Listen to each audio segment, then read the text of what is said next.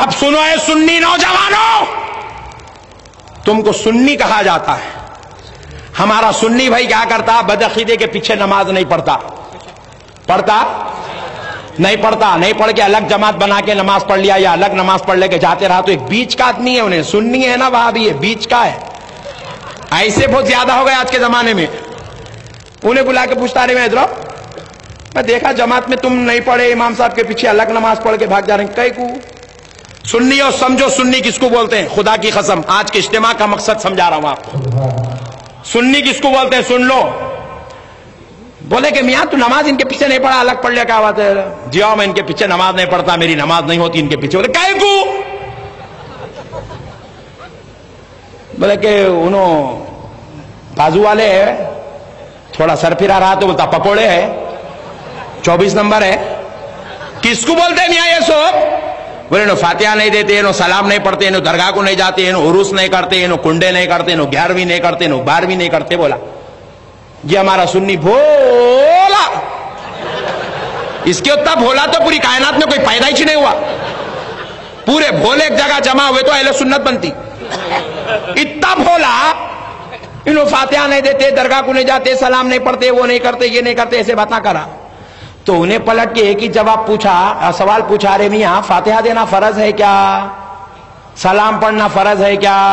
درگاہ کو جانا فرض ہے کیا؟ پوچھتے کہ ہلو بھاگ گیا بازو سے. اے بھاگو نہ کوئی ادھر ادھر بول کے پھر بلا کے پیچھے. اچھا جان دے بھائی، انہوں تو بازو والے کیا کیا کہ تو بولا ان کے پیچھے نماز نہیں پڑھا، اچھا کرا، جان دے تو کیا ہے؟ بولو سنی. کس کو بولتے؟ درگاہ کو جانے والے کو بولتے، فاتحہ دینے والے کو بولتے، سلام پڑھنے والے کو بولتے. تو بولے ارے درگاہ کو جانا فرض ہے کیا؟ واجب ہے کیا؟ فاتحہ دینا فرض ہے کیا؟ پھر پوچھتے نے بولا ٹھہرو، احمد نقشبندی صاحب کو پوچھ کے تو بول کے بھاگ گیا. اے نوجوانوں، اللہ کے واسطے اتنے بھی بھولے مت بنو کہ تم کو خود کو تمہارا تعارف یاد نہیں ہے. یاد رکھو درگاہ کو جانے والے کی تم درگاہ کو جاتے ہو اس کی وجہ سے تمہیں سنی نہیں بولا جاتا. تم فاتحہ دیتے ہو اس لیے تم کو سنی نہیں بولا جاتا. تم سلام پڑھتے ہو اس لیے تم کو سنی نہیں بولا جاتا. تم جو ہے جھنڈا چڑھاتے ہو اس کی وجہ سے تمہیں سنی نہیں بولا جاتا. یاد رکھو فاتحہ سے، سلام سے، درگاہ سے، پھول سے، چادر سے، جھنڈے سے سنیت نہیں ہے. تم سنی ہے اس لیے فاتحہ دیتے ہو. فاتحہ سے سنیت نہیں ہے، سنیوں کا نے فاتحہ ہے. سلام سے سنیت نہیں ہے، سنیوں کے ہتھیار کا نام سلام ہے. درگاہ شریف کی زیارت سے سنیت نہیں ہے، سنیوں کے پاس اللہ کے ولی کی درگاہ ہے. نماز سے مسلمانیت نہیں ہے. تم مسلمان ہے اس لیے تمہارے اوپر نماز ہے. بات سمجھ میں آ رہی؟ نہیں آ رہی؟ کس کو نہیں آئی ہاتھ اٹھاؤ. سب کو آ رہی ہے. اچھا ماشاءاللہ. یاد رکھو درگاہ سے سنیت نہیں ہے، سنیوں کے پاس درگاہ ہے، سنیوں کے پاس فاتحہ ہے، سنیوں کے پاس سلام ہے، سنیوں کے پاس جھنڈا ہے. جھنڈے سے سنیت نہیں ہے، درگاہ سے سنیت نہیں ہے. یاد رکھو اے مسلمانوں، ہم نے اپنی سنیت کا غلط تعارف پیش کیا ہے. بولے نو مولانا کنڈے نہیں کرتے لہذا وہابی. نہیں، یہ تعارف غلط ہے. کنڈے نہیں کرنے سے کوئی وہابی نہیں ہوتا. یاد رکھو ہم میں بھی کئی ایسے لوگ بیٹھے جو اب تک اپنے گھر میں کنڈے ہی نہیں کرے. سننی نہیں ہے. کرنول کی جامع مسجد میں 1000 مسلمان جمعہ کی نماز پڑھے. سلام پڑھنے کی بات آئی تو 975 چلے گئے، 25 ہی کھڑے رہے. کیا 975 وہابی ہے؟ نہیں، سنی ہے. سلام نہیں پڑھا یہ الگ بات ہے، مگر سنی تو ہے. پھر سنی بولتے کس کو؟ سنی کس کو بولتے؟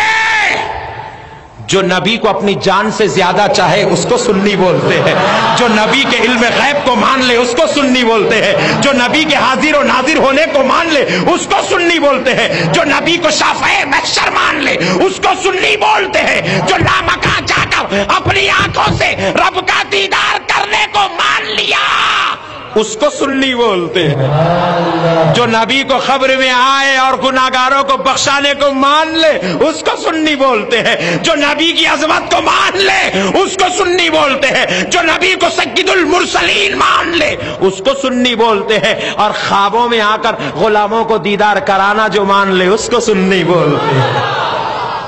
میرے بھائیوں، اللہ اور اس کے رسول کا واسطہ یہ سنیت ہے. جو امام حسین کو جنتی جوانوں کا سردار مان لے وہ سنی ہے. امام حسین کو جو غلطی پہ مانے انہیں سنی نہیں ہو سکتا. اب یاد رکھو، بازو والوں کے بارے میں یہ غلط تعارف مت دو. درگاہ کو نہیں جاتا، سلام نہیں، انہیں آنا ہی نہیں. درگاہ کو آیا تو بم رکھ کے جاتا. انہیں ہوا نہیں اجمیر میں آنا ہی نہیں بازو والا. یہ تو غلاموں کا مقدر ہے جی، یہ تو عاشقوں کا مقدر ہے. انہیں فاتحہ پڑھنا بھی نہیں، انہیں پڑھا تو سرکار اس کی شفاعت کرائیں گے. انہیں پڑھنا نہیں، انہیں جنت میں آنا بھی نہیں. یہ تو غلاموں کا مقدر ہے. بات سمجھ میں آئی؟ ان کو بدعقیدہ فاتحہ سلام کی وجہ سے نہیں بولا جاتا. پھر آپ پوچھیں مولانا کئی کو بولا جاتا؟ اعلیٰ حضرت امام احمد رضا صاحب قبلہ نے جو کہا ہے کہ ان کے پیچھے نماز مت پڑھو، کیوں کہا ہے؟ کیوں پیچھے نماز مت پڑھو؟ یہ فتویٰ علماء اہل سنت نے کیوں دیا ہے؟ اس لیے دیا ہے کیونکہ یاد رکھو فاتحہ سلام کی وجہ سے نہیں.